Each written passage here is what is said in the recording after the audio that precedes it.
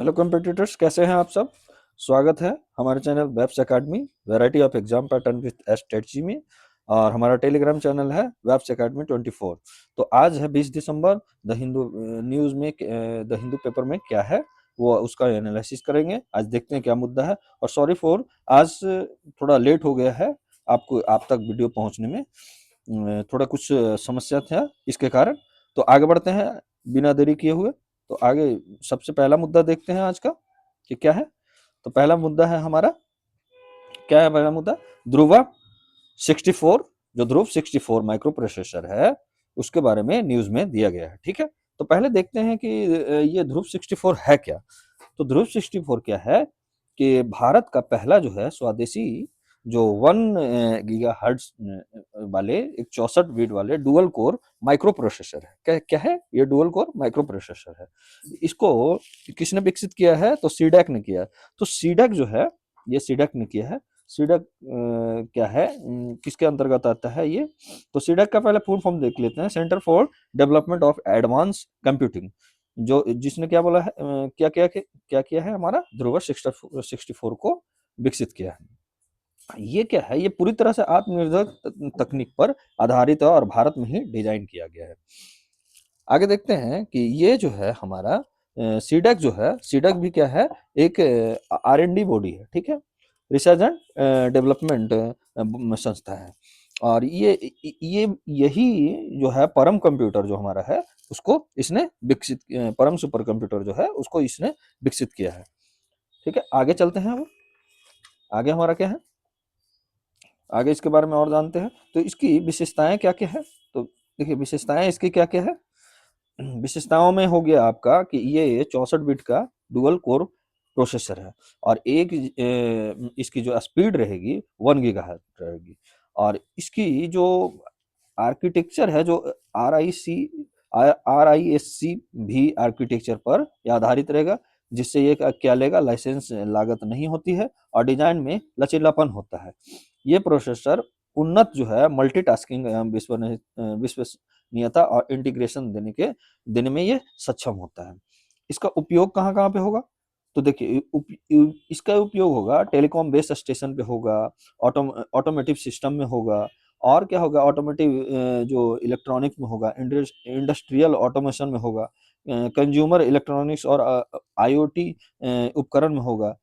और इसका जो उपयोग जो है अभी नहीं फिलहाल हो सकता है।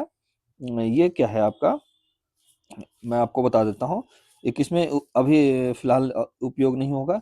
तो हाई एंड कंज्यूमर चिप की तरह ये काम नहीं करेगा। क्यों? क्योंकि इसमें जो कोर होता है ना, और GPUs होता है, एवं आई AI एक्सीलेटर इसमें अभी नहीं काम किया गया है। इसलिए इससे क्या है कि अभी ये सब चीजों में ये उपयोग नहीं हो सकता। हाई एंड कंज्यूमर चिप की तरह ये काम नहीं कर सकता है। ओके, आगे बढ़ते हैं। आगे बढ़ते हैं, इसका महत्व क्या है? अब इसका महत्व देख लेते हैं कि क्या भारत के लिए इंपॉर्टेंस है। तो ये आत्मनिर्भर भारत में जो ध्रुव 64 है वो क्या करेगा? भारत को सेमीकंडक्टर इकोसिस्टम को मजबूत बनाने और विदेशी प्रोसेसर पर निर्भरता कम करने में सहायता प्रदान करेगा। दूसरा क्या है? डिजिटल और तकनीकी सुरक्षा प्रदान करेगा, क्योंकि ये घरेलू तकनीक है तो भारत में अपने स्ट्रेटेजिक और रक्षा उपयोगों में भरोसेमंद प्लेटफॉर्म का विकास कर सकता है। अब थर्ड में क्या है? डिजिटल इंडिया या मेक इन इंडिया को ये प्रोत्साहित करेगा। ये क्या करेगा? जो भारत में ही सेमीकंडक्टर डिजाइन और मैन्युफैक्चरिंग में विश्व केंद्र में बनने में मदद कर सकता है। और ये हमारा 2047 का जो विजन है विकसित भारत का, उसमें भी ये सहायता प्रदान कर सकता है। अब देखिए एक चीज और है, यहाँ पे आप क्या कर सकते हैं कि प्रीलिम्स के लिए, जो यूपीएससी के प्रीलिम्स के लिए इतना कम से कम, या किसी भी प्रीलिम्स के लिए आप इतना, यूपीपीसीएस हो गया, बीपीएससी हो गया, इसके लिए इतना जरूरी है। ठीक है, कम से कम इतना तो याद आप रख सकते हो कि क्या चर्चा में था। तो ध्रुव 64 था। ये क्या है? एक प्रकार का ये 64 बिट का डुअल कोर माइक्रो प्रोसेसर है। और इसका स्पीड, क्लॉक स्पीड क्या 1 गीगाहर्ट्ज तक है। और डेवलप किसने किया है? तो सीडैक जो है किया है। और ये कैसा क्या है? चिप आर्किटेक्चर रिस्क भी के तहत ये मतलब उपयोग है। उपयोग में क्या लाया जा सकता है? तो 5G ऑटोमोटिव में, और IoT इंडस्ट्रियल में। और ये क्या महत्व क्या है इसका? आत्मनिर्भरता बनाएगा, तकनीकी सुरक्षा, जो पीछे हम लोग पढ़ चुके हैं उसी के बारे में यहाँ पे दिया हुआ। ठीक है, नेक्स्ट मुद्दा पे बढ़ते हैं। आज का दूसरा मुद्दा क्या है? तो corporates have fundamental duty to protect the ecosystem assets. Supreme court क्या कहा है, इसका मतलब क्या है कि सुप्रीम कोर्ट ने हाल ही में एक निर्णय दिया है, ठीक है। क्या बोला है कि कॉर्पोरेट्स कंपनी को मौलिक कर्तव्य है कि पारिस्थितिकी जो इकोसिस्टम है उसका रक्षा करना, और यही यही कर्तव्य जो है कॉर्पोरेट सोशल रिस्पॉन्सिबिलिटी का प्रमुख हिस्सा होना चाहिए। क्या क्या है कि मतलब जो इन्वायरमेंट को प्रोटेक्शन देने के लिए जो CSR होता है, एक फंड होता है, उसका हिस्सा किसको माना गया है? इन्वायरमेंट को। पहले ये क्या था? हेल्थ एंड एजुकेशन और पॉवर्टी के हिस्सा शामिल किया हुआ था, लेकिन अब से क्या है, इन्वायरमेंट को भी इसमें CSR में शामिल किया गया है। सेंट्रल जो सोशल रिस्पॉन्सिबिलिटी है ना, उसमें ये शामिल कर दिया गया है। अब हम लोग आगे क्या पढ़ते हैं कि थोड़ा सा CSR में पर्यावरण अनिवार्य है। क्यों अनिवार्य है, इसको देखते हैं। क्या बोल बोल रहा है सुप्रीम कोर्ट? सर्वोच्च न्यायालय ने स्पष्ट कर दिया है कि CSR गतिविधियों में जो पर्यावरण संरक्षण, जो पारिस्थितिकी संतुलन जिसमें है वन, नदी, वन्य जीवों की रक्षा आदि शामिल होना ही चाहिए। यह सिर्फ विकल्प या दान नहीं, इसको बल्कि कर्तव्य मानना चाहिए, मानने की जरूरत है। इससे क्या होगा? संवैधानिक विस्तार भी होगा। संवैधानिक विस्तार में क्या होगा कि अदालत ने कहा है कि संविधान का जो आर्टिकल 5A जो क्लॉज जी है, ये आपका फंडामेंटल क्या करता है? फंडामेंटल ड्यूटीज को बताता है।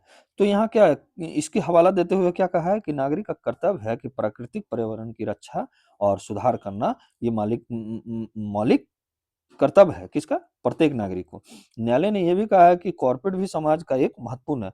न्यायालय ने ये मांग कर दिया है कि कॉर्पोरेट भी जो है, जो एक महत्वपूर्ण अंग है समाज का, यह कर्तव्य कॉर्पोरेट पर भी लागू होता है, और CSR फंड इस कर्तव्य का व्यवहारिक रूप प्रदान कर सकता है। अब क्या है कि यहाँ पे एक चीज और नोट करने वाली बात है कि CSR को क्या कह दिया है, कॉर्पोरेट को क्या कह दिया न्यायालय ने कि ये समाज का महत्वपूर्ण अंग मान लिया गया। तो ये भी ध्यान देने वाली बात है। अब यहाँ पे एक चीज और है कि जो संविधान में क्या कहा गया है, आर्टिकल 5AG में, कि नागरिकों को प्राकृतिक पर्यावरण की रक्षा और सुधार करने का कर्तव्य देता है। किससे मिलता है? तो आर्टिकल 51AG से। और इसमें क्या आता है कि प्राकृतिक पर्यावरण में आता है वन, झील, नदी, वन्य जीवों की रक्षा करना या संवर्धन करना। ये न्यूज में क्यों आया है? ये न्यूज में CSR न्यूज में क्यों आया? तो न्यूज में इसलिए आया कि एक मामला अभी सुप्रीम कोर्ट में ग्रेट इंडियन बस्टर्ड के जो है पक्षी है, उसका सुप्रीम कोर्ट में एक मामला गया, तो उसी का सुनवाई करते हुए ये CSR का न्यूज आया है सामने में। तो अब पढ़ते हैं हम लोग ग्रेट इंडियन बस्टर्ड। तो इसका वैज्ञानिक नाम है एड्रियोटे निग्रिसेप्स। स्थानीय नाम इसका क्या है? गोडावन है। स्थिति क्या है, स्टेटस क्या है इसका? तो IUCN रेड लिस्ट में इसका है क्रिटिकल इंडेंजर है, ठीक है, क्रिटिकल इंडेंजर्ड है। अब वन्य जीव संरक्षण जो WPA वर्ल्ड प्रोटेक्शन जो एक्ट में क्या है, 1972 में जो है शेड्यूल 1 में किया गया है, साइट्स में अपेंडिक्स 1 में शामिल किया गया है, ठीक है। आगे बढ़ते हैं हम लोग। इसका आवास कैसा है? तो ये कहाँ रह सकता है? तो शुष्क एवं अर्ध शुष्क घास भूमियों में। और कहाँ कहाँ प्रमुख राज्य कौन से पाया जाता है? तो राजस्थान के थार मरुस्थल में सबसे बड़ी आबादी पाया जाता है। कुछ कुछ गुजरात में, महाराष्ट्र में, कर्नाटक में, आंध्र प्रदेश में भी पाया जाता है। और इस पे संकट का मुख्य कारण क्या है? तो संकट का मुख्य कारण जो है बताया गया है कि बिजली के ओवर हेड ट्रांसमिशन जो लाइनों से टकराव होता है, उससे हो जाता है। घास भूमियों का क्षरण औद्योगिक परियोजना के कारण जो घास भूमि क्षरण हो रहा है। पवन और सौर ऊर्जा परियोजना का विस्तार होने के कारण भी ये हो रहा है। इनकी जनसंख्या का प्रजनन दर बहुत कम हो गया है, और इनकी टोटल पॉपुलेशन जो माना गया है कि 100 या अनुमानित है, ये 100 या 250 तक ही इसकी टोटल पॉपुलेशन है, ठीक है। आगे पढ़ते हैं, आज का थर्ड मुद्दा पे पढ़ते हैं। तो तीसरा मुद्दा क्या है? Rising global diabetes burden. ये कौन रिपोर्ट जारी किया है? तो IDF ने किया है, डायबिटीज एटलस प्रोजेक्शन 2025 जारी किया है। किसके द्वारा जारी होता है? तो IDF के द्वारा जारी होता है, ये भी याद रखें। क्या बोल रही है कि लगभग 589 मिलियन जो वयस्क हैं जो 20 से 79 वर्ष की आयु वाले दुनिया भर में डायबिटीज के साथ जी रहे हैं। यानी लगभग एक में से 9, मतलब 9 में से एक जो है क्या है कि डायबिटीज से प्रभावित है।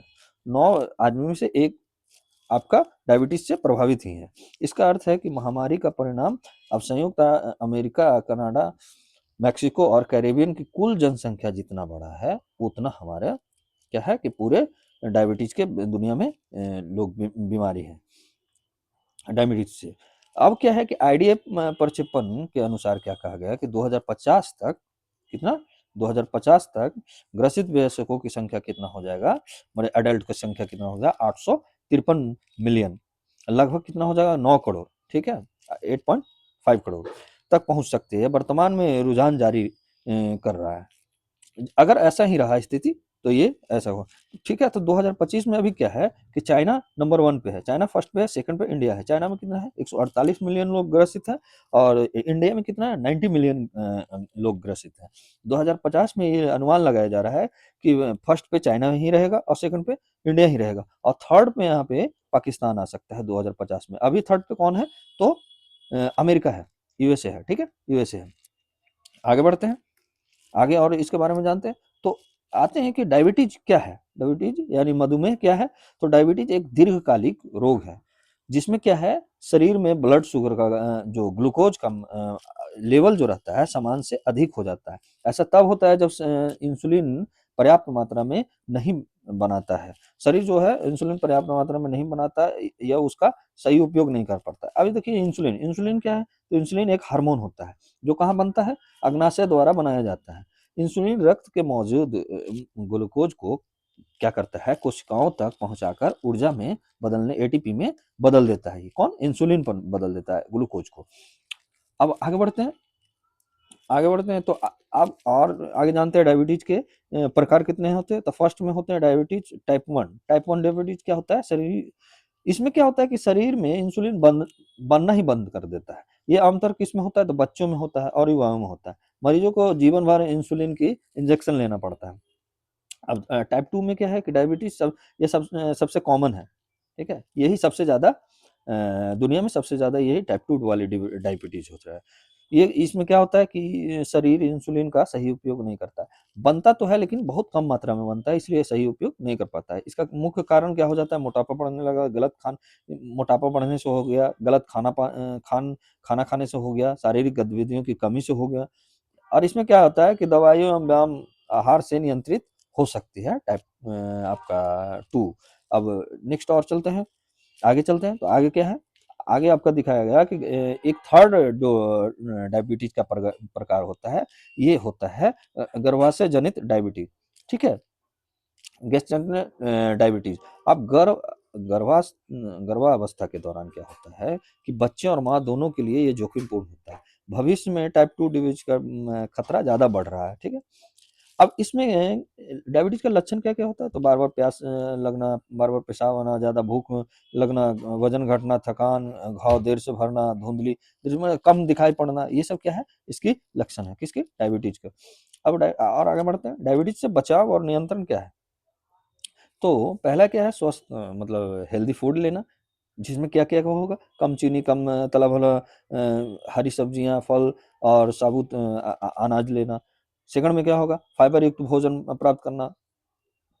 और सेकंड क्या हो गया नियमित व्यायाम करना, रोज कम से कम 30 मिनट चलना चाहिए, योगा करना चाहिए, साइकिलिंग चलाना चाहिए। थर्ड हो गया आपका वजन नियंत्रण रखना चाहिए, नियमित ब्लड शुगर आपका जांच करवाना चाहिए, डॉक्टर की सलाह से दवा या इंसुलिन लेना चाहिए। और एक चीज और है यहाँ पे नोट करने वाली बात है, डायबिटीज को साइलेंट किलर भी कहा जाता है। डायबिटीज को साइलेंट किलर कहा जाता है और ये नॉन कम्युनिकेबल डिजीज है। कैसे डिजीज है, नॉन कम्युनिकेबल डिजीज है। आगे बढ़ते हैं हम लोग, आगे देखते हैं, अगला मुद्दा पे चलते हैं। तो आगे मुद्दा क्या कहता है कि आपको थर्ड मुद्दा जो है the significance of a strong defence industrial base. ये क्या है, स्ट्रॉन्ग डिफेंस इंडस्ट्रियल बेस का महत्व क्या है। तो पहले पर तो देखते हैं कि डिफेंस इंडस्ट्रियल बेस क्या होता है। तो इसमें क्या होता है कि रक्षा औद्योगिक आधार से तात्पर्य है, क्या होता है इसमें हथियार, गोला बारूद, प्लेटफॉर्म, रक्षा तकनीक, अनुसंधान, R&D एवं सार्वजनिक एवं निजी रक्षा उद्योग एमएसएमई, स्टार्टअप्स और सप्लाई चेन जो मिलकर सशस्त्र बलों को जरूरतें पूरी करती है, ये सब जो बनता है उसी को बोला जाता है डिफेंस इंडस्ट्रियल बेस। आगे बढ़ते हैं, आगे में हमारा क्या है, अब इसमें क्या है कि मजबूत जो स्ट्रॉन्ग डिफेंस इंडस्ट्रियल बेस का महत्व क्यों है, इस पर क्यों चर्चा हो रहा है, तो ये क्या हमारा महत्व मतलब इम्पोर्टेंस है, इसका इम्पोर्टेंस क्या रखता है, तो पहला है कि राष्ट्रीय सुरक्षा प्रदान करेगा। क्यों, युद्ध एवं संकट, जब युद्ध के संकट के समय में क्या करेगा, आयात पर निर्भरता घातक हो सकती है। जब युद्ध होते रहेगा तो बाहर से आप मंगवा नहीं सकते हैं आप गोला बारूद, तो घरेलू उत्पादन से निरंतरता आपूर्ति सुनिश्चित होगा। अगर घर में ही अगर डोमेस्टिक प्रोडक्शन होने लगेगा तो हमारा आपूर्ति हो सकता है। ठीक है, अब आगे बढ़ते हैं, सेकंड में रणनीतिक स्वायत्तता, स्ट्रेटेजिक आपका स्ट्रेटेजिक ऑटोनॉमी भी इससे बढ़ेगा। क्यों, क्योंकि विदेश से दवा प्रतिबंध एवं तकनीकी रोक से सुरक्षा, ये सब कम हो जाएगा, क्योंकि उस पर निर्भरता कम जब हो जाएगा तो ये भी नहीं होगा। स्वतंत्र विदेश और रक्षा नीति संभव हो जाएगा, क्योंकि जब तक आप किसी पर निर्भर नहीं रहोगे तब तक आपको वो दबाव नहीं दे सकता है। थर्ड में क्या है, थर्ड में है कि युद्ध तैयारी और आधुनिकीकरण भी इससे आएगा। स्वदेशी उद्योग तेजी से मरम्मत होगा, उन्नयन और नवाचार कर सकता है। सेनाओं को ऑपरेशनल जो है रिडेंस बढ़ेगी। ठीक है, आर्थिक लाभ क्या होगा, रक्षा उत्पादन से क्या होगा, रोजगार का सृजन होगा, रोजगार का सृजन होगा। और क्या होगा, रोजगार में सृजन आएगा, एमएसएमई और स्टार्टअप को बढ़ावा मिलेगी, उस तकनीक विकास विनिर्माण का विकास होगा। आगे चलते हैं, पांचवा क्या होगा, पांचवा में देखते हैं हम लोग, तो पांचवा में रक्षा निर्यात और वैश्विक भूमिका बढ़ेगी। आप यहाँ से एक्सपोर्ट कर सकते हैं, जो हमारा 2000 आपका 29 तक लक्ष्य है इंडिया का, कि कम से कम 50,000 करोड़ रुपया का आपका जो रक्षा निर्यात है, डिफेंस एक्सपोर्ट को करना है। कब तक, 2029 तक। तो इसमें भी ये अहम भूमिका निभाएगा। क्या होगा, मजबूत औद्योगिक आधार से भारत रक्षा निर्यातक बन सकता है। ग्लोबल साउथ जो है उसमें आप भरोसेमंद रक्षा भागीदारी भी दिखाएंगे अपना। फिर छठा क्या है, तकनीकी विकास होगा आपका, ड्यूअल यूज टेक्नोलॉजी आएगा, जैसे एआई, ड्रोन, साइबर स्पेस, ये सब आएगी। नागरिक क्षेत्रों में भी तकनीकी का लाभ उठाएंगे। भारत के संदर्भ में क्या है इसका महत्व, जरा ये भी देख लेते हैं हम लोग कि भारत के क्षेत्र में क्या महत्व है के संदर्भ में। तो आत्मनिर्भर भारत जो है नीति उसको ये बढ़ावा देगा। रक्षा क्षेत्र में एफडीआई सीमा में वृद्धि लाएगा। डिफेंस कॉरिडोर जैसे यूपी तमिलनाडु, इसको भी बढ़ावा देगा। निजी क्षेत्र विकास करने में बढ़ावा देगा। निजी क्षेत्र और स्टार्टअप आप बढ़ती भूमिका को भी और प्रोत्साहित करेगा। रक्षा निर्यात में रिकॉर्ड वृद्धि करवाएगा। अब नेक्स्ट मुद्दा चलते हैं हम लोग। नेक्स्ट मुद्दा क्या हम लोग का कहता है, centre to set up up a dedicated body to protect ports and ship, बंदरगाह और जहाजों को रक्षा देने के लिए एक डेडिकेटेड बॉडी मतलब संस्था का सेटअप किया जा रहा, बनाया जा रहा है। क्या है, आगे मुद्दा देखते हैं। केंद्र सरकार ने क्या कहा है कि बंदरगाहों और समुद्री जहाजों को सुरक्षा और रक्षा क्षमताओं को मजबूत करने के लिए उद्देश्य से एक नया वैधानिक निकाय ब्यूरो ऑफ पोर्ट सिक्योरिटी, जिसको बीओपीएस, स्थापित करने के लिए निर्णय लिया है। अब ये क्या होता है, हम लोग देखते हैं कि ब्यूरो ऑफ पोर्ट सिक्योरिटी क्या होता है। ठीक है, देखते हैं। तो बीओपीएस एक समर्पित सुरक्षा एजेंसी होगा जो बंदरगाह और जहाज और पोर्ट सुविधाओं की सुरक्षा, नियमन और निगरानी में समन्वय करेगा। इसे ये क्या है, वैधानिक है, तो ये एक्ट के माध्यम से आ रहा है। तो कौन सा एक्ट के माध्यम से आता है, मर्चेंट शिपिंग एक्ट 2025 की धारा 13 के तहत एक वैधानिक निकाय के रूप में गठित किया जाएगा। यह निकाय केंद्रीय पतन पोत परिवहन एवं जल मार्ग मंत्रालय के अधीन होगा। ठीक है, किसके अधीन होगा, तो पतन पोत परिवहन एवं जल मार्ग के मंत्रालय के अधीन होगा। कौन, ये आपका ब्यूरो ऑफ पोर्ट सिक्योरिटी। आगे हम लोग इसके बारे में पढ़ते हैं कि ये एक इसका जो नेतृत्व जो करेगा, जो मतलब इसका जो हेड हेड जो रहेगा वो डायरेक्टर जनरल रहेंगे, जो एक आईपीएस रहेंगे।